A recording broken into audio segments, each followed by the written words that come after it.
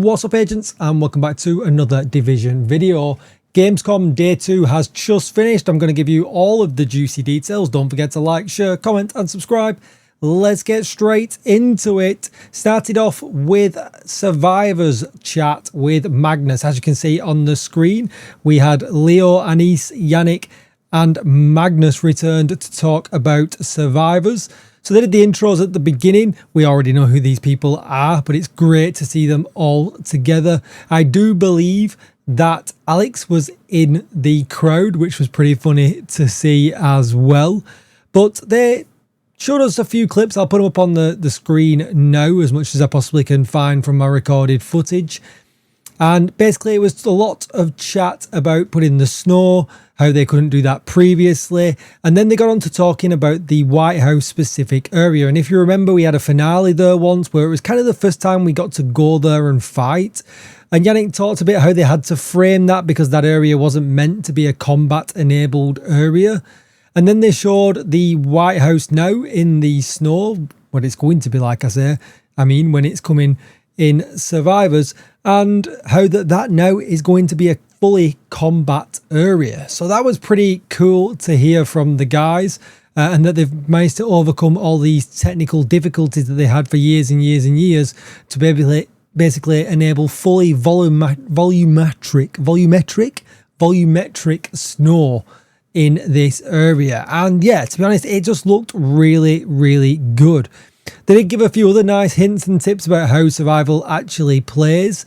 They did kind of show that when the weather is warmer, you won't suffer with the cold as much. So if you were in the dark zone and you watched the sun come up in the original survival, that didn't have any kind of effect really too much on your gameplay. You had to be in there for such a long time, and not very many agents even ever stayed in the dark zone that long, because there was no other benefit to staying in there that long. But in Survivors, you know, that could happen. The weather's dynamic. It could change. And therefore, if it changes for the worst, you'll have a harder time dealing with the cold weather. And if it changes for the better, you'll have a better time dealing with the cold weather. So that's pretty cool that weather is dynamic, and that's actually going to have an effect every time we play. And it does keep it, you know, a little bit fresher.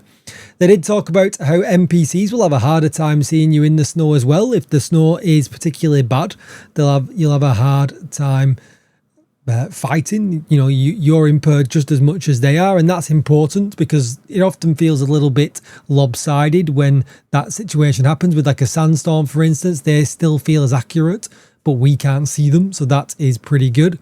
Then they dropped the big news that there's going to be a closed test later in the year. So that does kind of give the impression that we're not going to see it this year, that it is probably going to be next year. It was called March into the Future. March is a very big year for the division. They didn't say if Survivors is going to come out in March, but that is still my guess. Then they had a big chat about the ETF. They showed some footage of when the last group of people were lucky enough to go and visit Massive. And they talked a lot about how the program's evolved over the years, how that some people, it's still in the program from that very first time that it opened. They did talk about how the ETF have tested Survivors, but with no details on that. And then they talked about how they did have a brief chat with the ETF about the DLC and how that's potentially framed the do's and don'ts, and where they maybe tried, saying, what if we push it in this direction? Is that too far? Do we need to keep within these certain boundaries and things like that? They also talked about how in the last intake, they took a broader range of players in, more casual players and regular players, because that's also important to get the full range of views. And he also said that, and this was Magnus that said this, that the feedback that's come from that program is absolutely priceless, because it's a really great feedback that they can get straight away. And then Yannick did go on to talk about that when they give that feedback, especially when they're seeing a group of people in person, that initial reaction says a lot to what they've actually just said to you. But as well, ETF applications are reopening. They're expanding the program again, so everyone will be able to apply. But what Anis did mention at the end, which was rather nice for everyone that's in the ETF that they've automatically got to pass into the next test for survivors.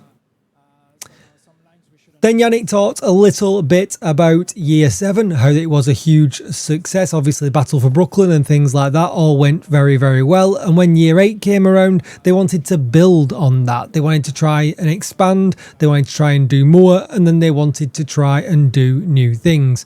And they also wanted to try and go back to things that have been on the list for a long time. For instance, all the PvP changes that they have been recently doing. Then we got the biggest announcement of the lot. Yannick confirmed that everything's going well, the division's well on track, and that we are going to get a year 9. And yeah, that was absolutely great. I was so pleased to hear that we're getting more division. And you know, it fills that gap before Division 3 comes out, so we're going to get more and more. He did say that it's going to be treated with the same cadence, so to me that it means potentially we're going to get another DLC, another incursion, many more seasons to come as well. They've obviously got a lot of plans, and yeah, they said they're hungry to keep that train going. So yeah, absolutely great. Year 8 is definitely not the end, and Year 8's got so much more to come yet. We've got the DLC, we've got survivors coming. So that's going to be really, really great to see. And they said we'll find out more plans about that around March time, because that's obviously Division's big birthday and they like to do something big then. So I guess we'll get bigger announcements around then. And that was about it. It was quite a short stream. I honestly thought we might see a little bit more with survivors or even maybe Central Park, but they're keeping the Central Park for the stream that I'll pop up on the screen right now on the 24th of September, where we're going to find out more. But that's going to be it for the video. Don't forget to like, share, comment and subscribe. Let me know what you liked the most about this 2-day event at Gamescom, and I'll see you in the next one. Bye bye.